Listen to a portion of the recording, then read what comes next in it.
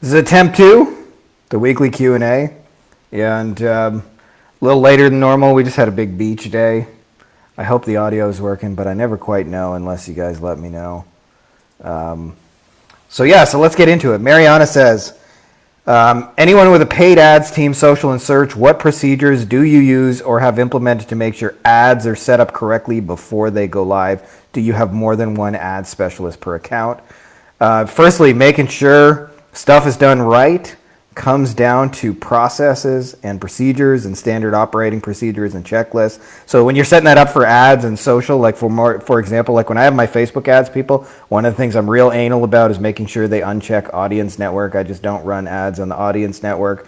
I make sure there's probably like 4 or 5 things I'm really anal about. All of those have a checklist. So that's the first thing you want to do. And before you hire somebody to like run ads for you, I suggest you guys work on a small little test and try a couple ads together before to make sure that they're doing them right. And then you're going to need some kind of quality control in the beginning, which can either be you or can be somebody that you trust. It sounds like you're just beginning to hire people, so in the beginning it's probably going to have to be you. But let them run a few ads and earn your trust, and vice versa, and make sure they're doing it your way. Now, do you have more than one ad specialist per account? I don't for my stuff. I don't think you need it for like most local business stuff, but it depends who you're running ads for. Like if you're running, a $200,000 a month Facebook ad campaign for like an international big brand, it's going to be different than if you're running it for a dentist. So it depends just how you roll and who you're doing it for.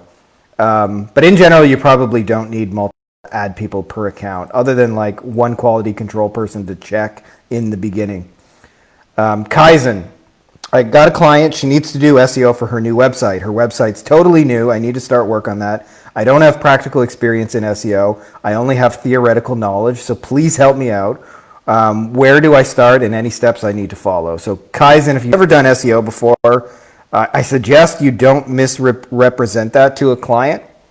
And what I mean by that is like, don't tell them like you're this SEO god and master. Just tell them the truth that you're new and you're learning and you're going to do it for a discounted rate, but you're reasonably sure you can do a good job with this, even though you've never done it before. You've read about it and you've studied it. But otherwise, like I see a lot of SEO people say, I got a client, and then they go in a group and say, now what? And that's a bad way to do it. Now, as far as like learning procedure, you can only really learn SEO properly from doing it. And I'll tell you, the best thing to do is not to read books and courses, is to study top websites and reverse engineer what they're doing. So like, for example, if like, let's say you're trying to rank, I don't know, a general contractor in Atlanta, look at how general contractors are ranking in Miami or in other places and figure out how you can kind of model what they've done. And there are a lot of tools that can help you do that. That's the best advice I can give you, is do what the top websites are already doing. Demetrius, just a question. For those of you who have experience with lead generation for dentists, in order to generate 15 to 30 leads a month, how much did you spend on Facebook ads? Thanks in advance, Demetrius. I'm just going to ballpark here and say like 1,000. Having said that, it depends on which dental procedures you're advertising, what your whole process is, how much competition. Like nobody can give you a set number. Even if you work entirely with dentists, it may cost more in Atlanta than it does in Las Vegas. Like who knows how much competition is there, so that's always a factor. But I would just say probably ballpark for what you're looking to do. But what will help you more is to build like a more comprehensive process for that procedure. Mehdi, do you know where I can hire a great sales exec based in the United States? It's for a SaaS company, on Facebook groups, LinkedIn, Indeed, all of them. If you have already inbound calls, then you can probably find a good salesperson.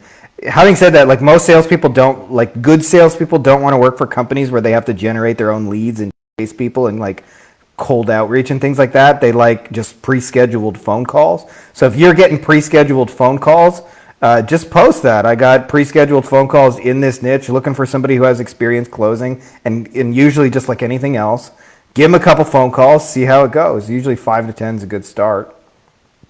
Marcin, does anybody use appointment setters? What are your deals with them? It depends. We've got some that are commission. We've got some that, pay monthly and they book a certain number of appointments per week, or they guarantee a certain number of appointments. So it really depends on that. I mean, in your niche and all kinds of other factors and what your offer is. But in general, you can probably get it starting out for, I'd say, like $400 a month, just like ballpark. Kevin, we've got 2 clients in a similar area in the capital of Spain. Both say the same. The leads we are attracting are not the profile they are looking for. They want people with higher income, and now the leads are mainly people with low income or no job at all. Not all the leads, but about 80% of them. When looking at the comments and likes and names, it does seem they are right. Foreigners without papers, and that's why they can't get payment plans. They don't qualify.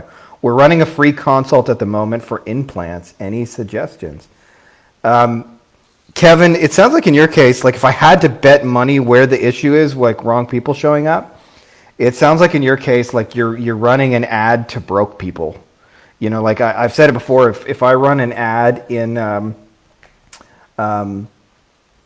the lawyer space, and I say, like, are you struggling to get clients? Then I get broke people struggling for clients. If I say, hey, like, are your signed cases from TV costing you more than $1,000 per case? We have a better alternative, right? Like, I'm going to get somebody who signs up for that. So you kind of want to think about, like, starting your ad is like, if you are A, B, and C, or if you are A and B, or if you are A, what those criteria of good people are, and just call them out in the most, like, powerful way that you can, because it sounds like if you're getting the wrong people, and it's okay to say in your ad, this is not for you if blank, blank, and blank, because the most important thing is not just leads, it's the right kind of leads, and you'd rather actually pay more for the right kind of leads and get the bigger jobs. I don't know, you said you're running a free consult for implants, but spell out who the implants are actually for, and you'll have much better stuff for that. But also know that local businesses are notoriously bad at closing leads, and they're always quick to blame people and say the leads are the problem, when that's not always true. Lena, I have more or less everything ready except but myself. I don't have much time to devote to growth. When hiring a team, I find profitability struggles and can't seem to make that formula to work in my niche. Higher prices don't make much sense for the returns. We'll most likely be trying different niches, but may also want to speak with other agencies on how they made it work. Any tips that are welcome? Firstly, Lena, I've kind of been there. Like my first iteration of my agency in 2007, when I was doing SEO, I started at charging $400 a month, and I figured the way to get more money was just to get more clients. So I had like gazillions of clients at $400 a month. And the problem with doing that, is I experienced just like you, is like if I bring in a virtual assistant for $400 a month to do $400 a month SEO, then I make nothing. And if I don't do that, then I just like drowning myself in work. So it's kind of like a lose-lose.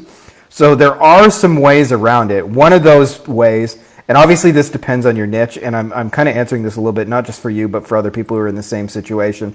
One of those things is to focus on the higher value leads within that niche. So I always say in every niche, there's what I call the nickel and the $100 bill client. And the nickel is like the really cheap stuff. So in the lawyer space, you can generate like traffic tickets like by the gazillions, but a lawyer only makes about $100 every time he closes a traffic ticket. And if he fulfills it with a paralegal, it costs him $100. So he makes $100 to pay somebody $100, and then that doesn't even count the ad cost. So it just doesn't make sense.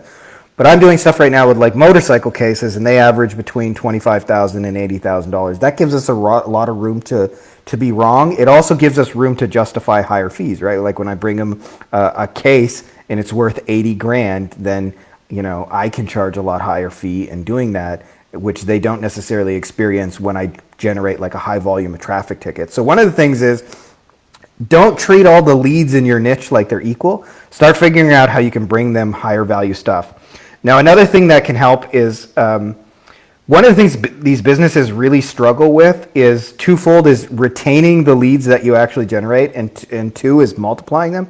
So think about what you do beyond just like generating through Facebook ads or SEO or whatever it is, your tool of choice, and start thinking about like, how can I multiply people like with referrals? We have something we call the buddy system, which gyms have done. And I know that's one of your niches, like have done for years, which is like, hey, come bring a buddy with you, and they can come to like, they get 5 free passes for the month, and those people multiply, so that when you generate a lead in the front end, those people multiply, and what'll end up happening is their budget will get bigger. Another thing, by the way, is, and this is like kind of a deeper fundamental shift in the way you structure your agency, is in the beginning, I did a lot of like customization. Like if somebody wanted me to do AdWords or build a website or a landing page or this gym, that gym, like everybody got something. But what you want to think about is building one really, really amazing comprehensive system for one client that goes beyond the scope of just like Facebook ads or AdWords or whatever it is that you're doing to generate the business. And think about how that system can then be reused almost exactly verbatim, same landing pages, same copy, same ads, for new clients who are basically in the same situation. And then what you'll find is that you can have a virtual assistant like manage like 10 campaigns, because they're not really 10 campaigns, it's like one campaign 10 times, and then your labor cost will go further. And then another option is just to experiment with raising your prices. Regardless of what your price is at, you should try just asking for more and seeing if you get it. And some niches it can be harder than others. If you're like, if their $100 bill is relatively low compared to other niches, like if their high-end client is $200, who knows? But chances are you can probably get more in your fees to be able to bring in that good help. But it's a tricky thing when you're scaling an agency and you need good help, but it's hard to pay good help. So I've been there and I feel you, I get it, but I hope that's helpful to you. Ian, does anyone know a list building software method that can filter companies based on revenue? Ian, I'm going to tell you that's the wrong question to be asking. Yeah, I'm sure there are like list building and software tools that can filter companies by revenue, but the biggest way to filter company by revenues is not by software, it's by how you structure ads and copy and offers. So for example, if you run an ad, like I just mentioned earlier, that says, are you struggling to get clients? So I actually had this with a really good friend of mine, Maya, who's got like a coaching business and also does some SEO. And she was running an ad for her coaching business for a while that was like, hey, are you struggling to pay your bills? Are you having a hard time like getting people in the door? Is life shitty? And of course, she got people getting really shitty situations. And then I had somebody else that was like focusing on the dating niche, and they started focusing on the higher end of the dating niche. So their ad sounded something like, hey, do you have it all? The house, the car, the job, the career, everything you want in life, except for you feel a little bit empty because you don't have that perfect, strong, capable partner. So like they're not writing ads to broke, struggling people. So the best way to filter for people who got money is to write to people who got money. And I'll tell you a big secret on this is people with money usually lack an abundance of time. And so the biggest thing that they'll spend money is to buy back time. Broke people will watch 45-minute webinars and stay through classes and do those things, but really, really busy, successful professionals don't have time for things like that. So what you want to do is think about how you can save those people time, and you'll get some awesome activity in the way you want. So you don't need software to do it. You need your offer to do the filtering of the right people. Christos, when I run ads, I attract a lot of people who are not my ideal clients. Any tips? Yeah, Christos, same as everybody else, which is create your offer for your ideal peeps. Like you have to reverse engineer it a little bit. Like what problem are they struggling with, your ideal peeps? And the people that are the wrong people are you bringing? What problem are you speaking to now? So for example, I'll give you an example. If I'm trying to attract an agency owner, like one of you guys, who's having a lot of success and busy, one of the things I might do is run a post about your calendar being full. Now, when you're broke and struggling, you don't have a full calendar, so that sounds really, really exciting. But when you're doing really, really well with your leads and your sales, it can be both a blessing and a curse, because a full calendar means you got lots of new business coming in, but you're like taking phone calls all day long. So if I call out people that have a full calendar, then I'm not going to attract beginners and struggling people and those kind of things. So that's the kind of thing you want to be thinking about is like, how can I speak to a problem that only my ideal people would have? So for example, I've seen it like really, really rich people.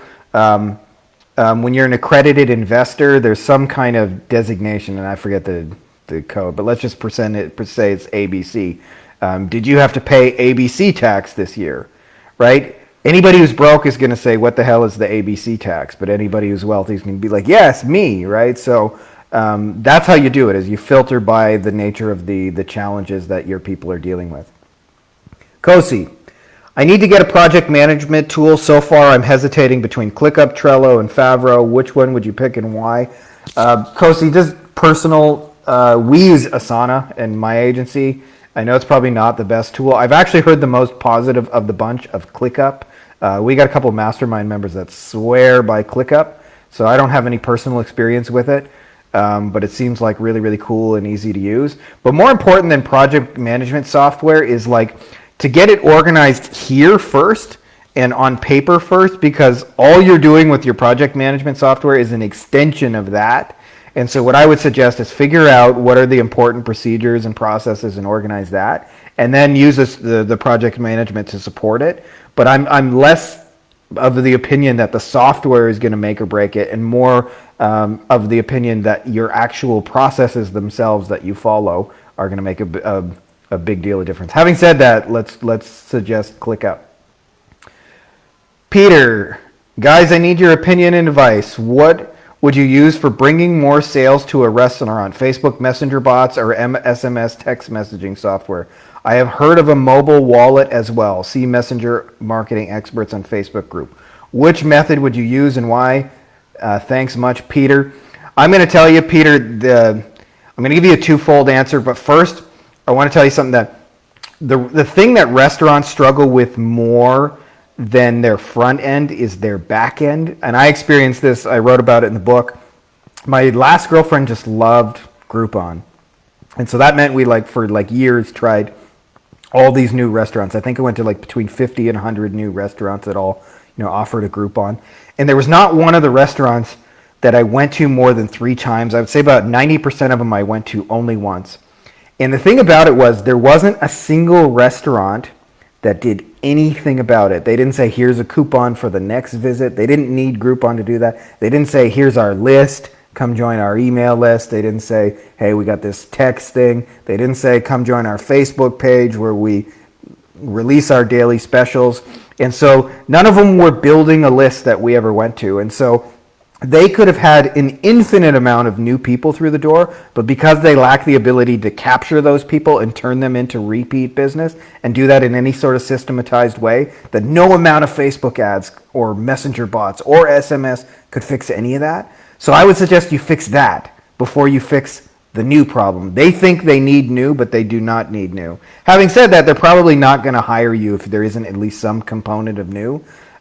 So I don't know. It depends on what the clients use more. I mean, I'm not really in the restaurant niche, but if they're using more messenger bots or using more SMS, I would lean towards whichever one they're using more. I would personally bet SMS is probably more powerful if you can bring that people through the door with that. But remember, before you try and convince strangers who've never eaten at a restaurant to come out the door and do that, remember that they've got people already eating at the restaurant once that are way easier just to invite a second time. So think about those people before you go and ahead and rock a whole bunch of new. So that's what I got for you guys, by the way. Make sure you're following along on the YouTube. Some cool stuff coming. And got some more videos recorded down at the beach today. They're all about systems and scalability and bringing in teams and all that kind of good stuff. So much love to you guys, and may the force be with you.